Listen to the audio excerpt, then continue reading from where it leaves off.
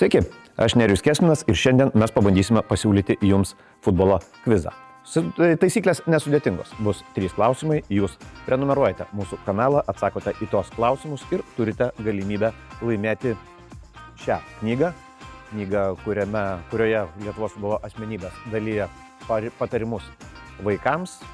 Nugalėtojai bus išrinkti burtų keliu.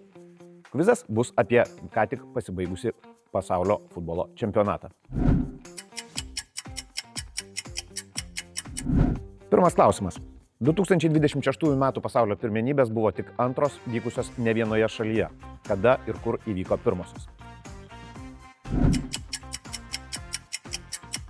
Antras klausimas. Šiame pasaulio čempionate dalyvavo 4 šalių rinktinės. Tai yra Žaliojo Kyšulio salos, Kiurasao, Jordanija ir dar viena. Kuri? Ir trečias klausimas. Meiplas, Zaju, Klačas. Prisiminkite pasaulio čempionatą ir pasakykite, kas jie tokie. Kaip dalyvauti ir visą kitą informaciją rasite šio vaizdo aprašyme.